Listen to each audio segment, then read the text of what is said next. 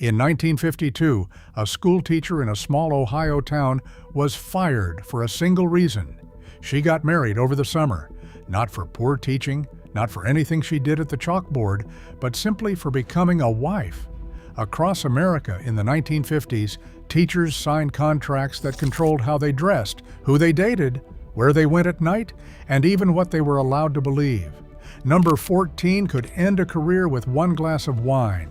And number 3, forced teachers to sign a document swearing loyalty to the government or lose their jobs overnight. These were not suggestions, they were rules written into contracts and enforced by school boards who watched every move. Before we count them down, hit that subscribe button because what these teachers gave up just to stand at that blackboard might genuinely shock you. Let's begin the countdown with number 20. Number 20. Before a single student arrived, the 1950s teacher was already at work.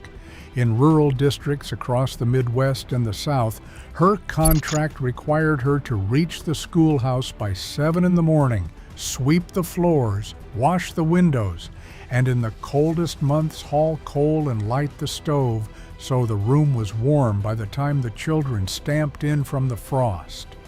School boards treated a clean, orderly classroom as a reflection of the teacher's own character. A dusty windowsill or a cold room could earn a sharp note in her file. There were no janitors in these small schools, no maintenance crews to call. The teacher was expected to be the first one through the door and the last to leave, scrubbing blackboards and banking the fire long after the children had run home for supper. For a salary that often came to less than $2,000 a year, she kept the building as if it were her own home. And for all those long hours, in a sense, it was. Number 19. The 1950s teacher was expected to dress plainly, and her wardrobe was written into her reputation as surely as any lesson plan. Bright colors were discouraged as showy and unbecoming, the mark of a woman who thought too much of herself. She wore muted grays, navies, and browns, blouses buttoned high, hemlines that fell modestly below the knee. Slacks were out of the question in most districts. A woman who arrived in trousers might be sent home to change, or quietly reminded that a lady teacher set an example for impressionable girls. The dress was meant to signal seriousness, sobriety, and respectability, qualities the community demanded from anyone entrusted with its children. Diaries from the era recall young teachers pressing the same 2 or 3 sensible dresses week after week, mending collars by lamplight, terrified of looking either poor or improper. There was no winning the game outright. Too plain and she looked shabby, too fine and she looked vain. So she walked the narrow line every morning, dressing not for herself, but for the eyes of the whole town. Number 18. Modesty did not end with the hemline.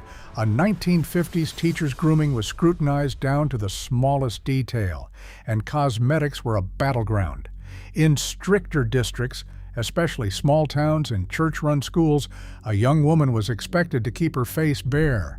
Powder was tolerated, but lipstick, rouge, and painted nails were seen as invitations to trouble, the marks of a fast woman rather than a respectable educator. A teacher who showed up with a bold red lip might be pulled aside by the principal, or worse, spoken about at the church social by Saturday evening. The logic ran that a teacher stood before children all day as a living model of virtue, and virtue in the eyes of the board did not wear makeup. Older teachers policed the younger ones, passing along the unspoken code. Oral histories recall women wiping their lips clean in the car before parking outside the school, saving their 1 tube of lipstick for weekends. The face she showed the classroom was scrubbed plain and beyond reproach. Number 17. A teacher's hair belonged, in a sense, to the community, too. Dyeing it was frowned upon, and in some contracts it was outright forbidden. Gray hair was considered dignified, a sign of maturity and experience. While a woman who colored hers was suspected of vanity or of chasing attention, she had no business chasing. Elaborate styles drew the same suspicion. The expected look was neat, natural, and pinned back, nothing that suggested a night out or a wandering eye. A young teacher with a fashionable perm might find herself the subject of quiet gossip about whether she took her duties seriously. The reasoning always circled back to the same fear that a teacher who spent too much thought on her appearance would spend too little on her students, and worse, might turn the heads of the town's married men. So the bottle of hair dye stayed hidden in the bathroom cabinet, if it existed at all, and the school marm kept her hair the color God gave her, tidy and unremarkable, exactly as the board preferred. Number 16. When the final bell rang, the teacher's freedom did not begin. Many 1950s contracts imposed a curfew, and a teacher was expected to be home alone by 8 in the evening on weeknights. The town knew her hours as well as she did. A light burning late in her window, or worse, her absence from home altogether, could set tongues wagging within a day. School board members and their wives kept casual watch, and a teacher seen out past her curfew might be summoned for an uncomfortable conversation about her judgment. The curfew was meant to guarantee she was rested, respectable, and above suspicion, a woman whose evenings held nothing more scandalous than grading papers and mending stockings. For a young person full of energy, far from home in a strange town, the rule could be crushingly lonely. Oral histories describe teachers sitting in silent boarding house rooms, listening to laughter from the street below, watching the clock, knowing that a single late night could cost them everything they had worked to build. Number 15. The teacher who wished to keep her post kept clear of liquor entirely. Alcohol was strictly off limits, and a contract could be voided the moment a teacher was seen drinking, buying a bottle, or so much as stepping into an establishment that served it. This was not merely about drunkenness. Even a single glass of wine at a quiet dinner, if witnessed and reported, could brand a teacher as a woman of loose morals, unfit to shape young minds. In dry counties, the rule was doubled by the law of the land. In others, it was enforced by the sharp eyes of a temperance-minded community that still remembered Prohibition. A teacher passing a tavern was expected to keep walking, eyes forward. To be spotted through its window meant an explanation before the board, and often no explanation was good enough. Male teachers faced the rule too, but for women it was absolute. The town wanted its children taught by someone spotless, and spotless meant not one drop. Number 14. Cigarettes carried the same stain. In an era when smoking filled movie theaters and living rooms alike, the school teacher was expected to abstain, at least in public, and women teachers most of all. A man might be forgiven a pipe in the privacy of his home, but a woman seen with a cigarette was thought coarse, worldly, and improper, hardly the gentle influence the board had hired. To be caught smoking in town was to invite a lecture, and to be caught smoking in front of students was grounds for dismissal on the spot. The rule reflected a double standard woven through the whole profession, where behavior shrugged off in ordinary people was treated as scandal in a teacher. Some smoked anyway, in secret, cracking a window in a boarding house room and waving away the smoke, terrified of the smell clinging to their clothes the next morning. The habit that half the country shared openly was, for the school marm, a career-ending secret she carried alone. Number 13. The teacher could not simply wander into town after school and relax. Loitering was forbidden, and the drugstores, soda fountains, and ice cream parlors where teenagers gathered were declared off limits. The fear was mixing, that a teacher lingering where young people flirted and laughed would blur the line between authority and companion, or invite gossip about who she was really there to see. So the teacher who wanted a cup of coffee downtown did so quickly and left, careful never to be seen settling in, chatting too long, or appearing to enjoy herself in public. A school marm perched on a stool at the counter, sipping a soda and laughing with the crowd, was a picture the board did not want painted.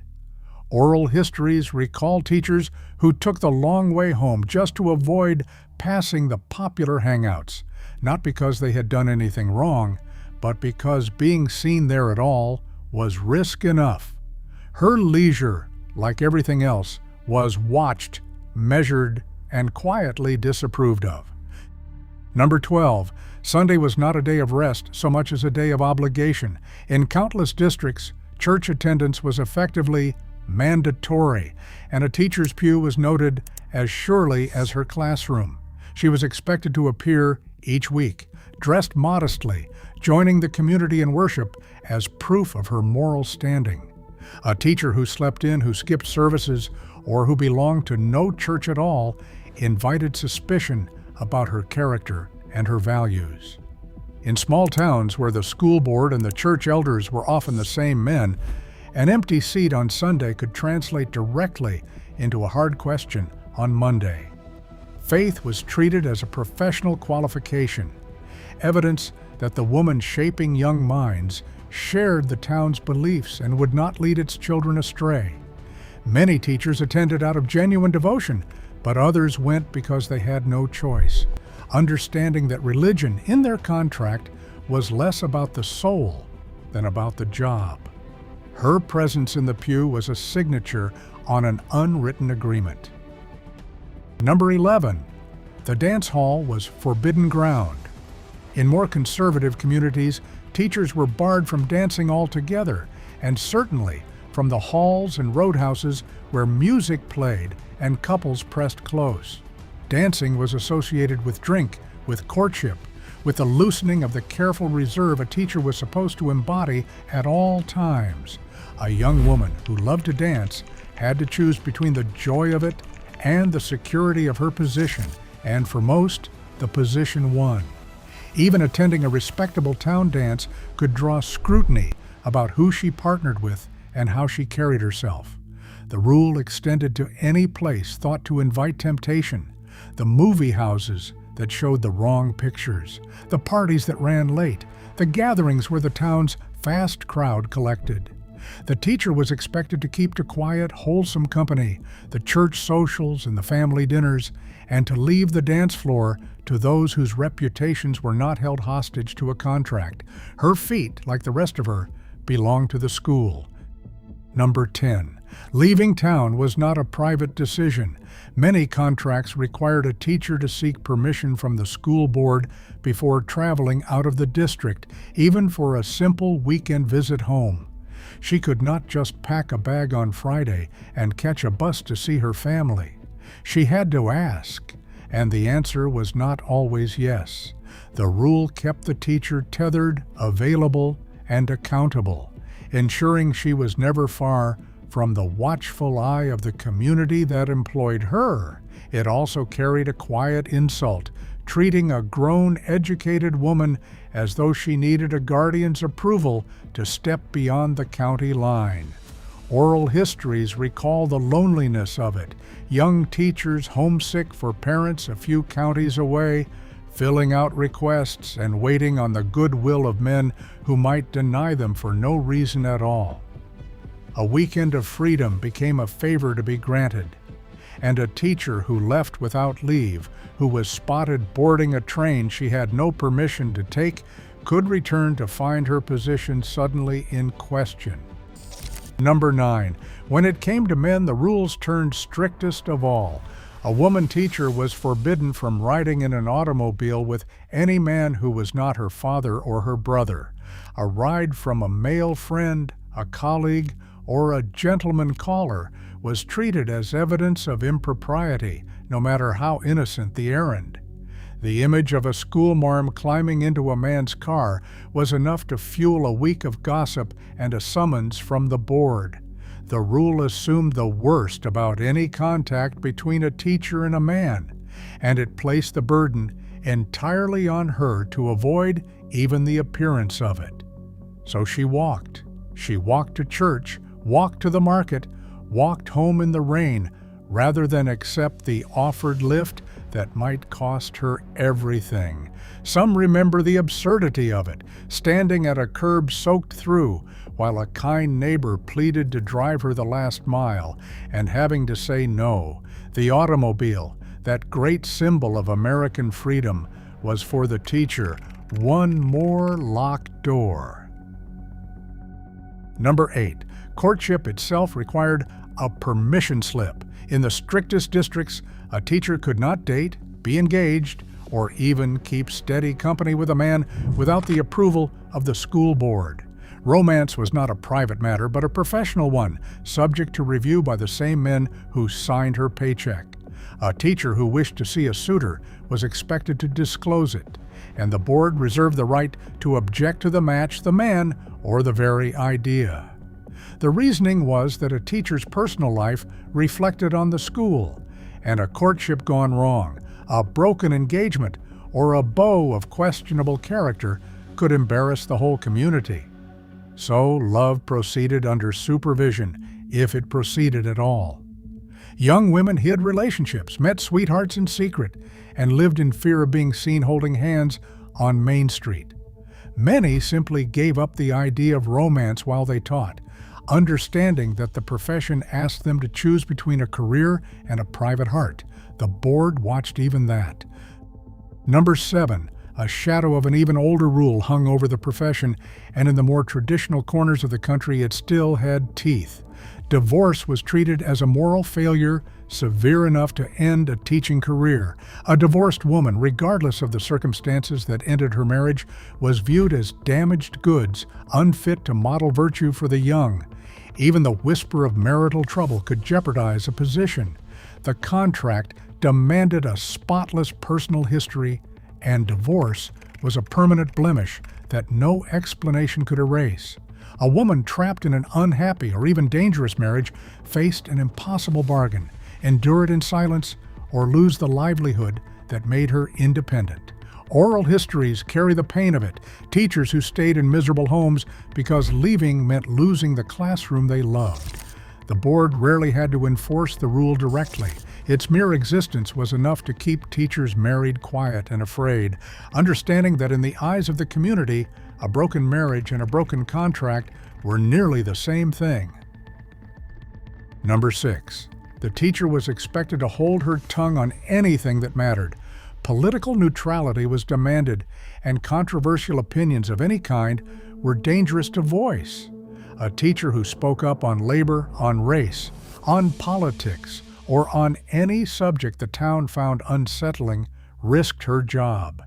She was there to teach the approved lessons, not to think out loud. Joining a union or organizing with other teachers for better pay could be treated as near betrayal, a threat to the order the board maintained. The classroom was meant to be a place of settled truths, and the teacher a neutral vessel who passed them along without adding a single opinion of her own. This silence extended beyond school walls, into letters to the newspaper, into conversations at the barbershop, overheard and repeated. A teacher known to hold strong views, whatever they were, was a teacher who made the board nervous, and a nervous board did not renew contracts. So she kept her thoughts folded away, learning that in her profession the safest opinion was no opinion at all. Number 5. Above all these specific rules loomed a single sweeping clause that gave the board almost unlimited power. The morality clause was written into contracts across the country, and it stated in essence that a teacher could be dismissed for any conduct deemed immoral or unbecoming. It named nothing and covered everything. What counted as immoral was left entirely to the judgment of the board, which meant that a teacher could be fired for behavior no one had ever thought to forbid in writing. A rumor, a misunderstanding, an enemy on the board with a grudge, all of it could be funneled through that one elastic phrase. The clause turned the teacher's entire private life into a minefield, because she could never be certain which step might set it off. It demanded not just obedience to the rules, but a constant anxious self-policing against the mere possibility of offense. More than any curfew or dress code, the morality clause was the true instrument of control, a blank check the community could cash against any teacher at any time for almost any reason. Number 4. Then came the fear that defined the entire decade. In the 1950s, at the height of the Red Scare, teachers across America were required to sign loyalty oaths, swearing they were not communists and had never belonged to any subversive organization. State after state passed laws demanding these signed pledges, and a teacher who refused, on principle or on grounds of conscience, could be dismissed and blacklisted from the profession entirely. The oaths turned classrooms into arenas of suspicion. A teacher who assigned the wrong book, who spoke sympathetically of the wrong idea, or who simply drew the notice of an anxious neighbor could find herself investigated, questioned, and ruined. Careers ended not over misconduct, but over a whiff of the wrong politics. The pressure to conform was total, and the safest teacher was one who taught nothing that could ever be questioned.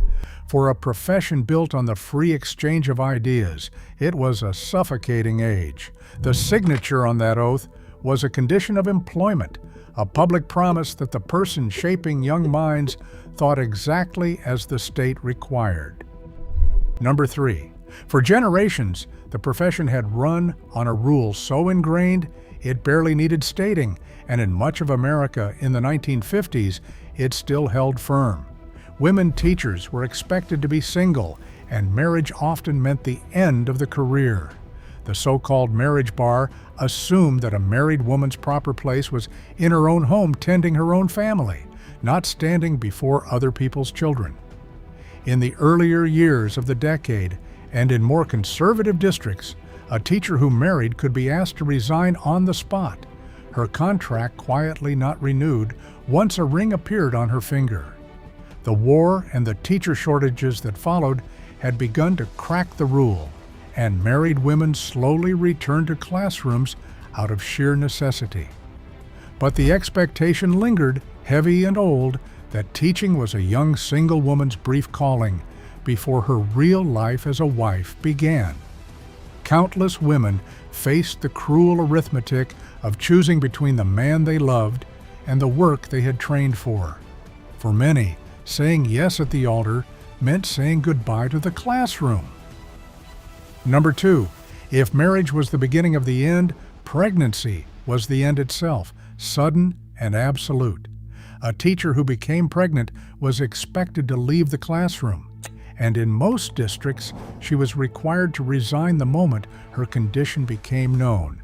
There was no maternity leave, no held position, no promise of return. The visible pregnancy of a teacher was considered somehow improper before the eyes of children, an embarrassment to be hidden away, as though the most ordinary fact of family life were something shameful.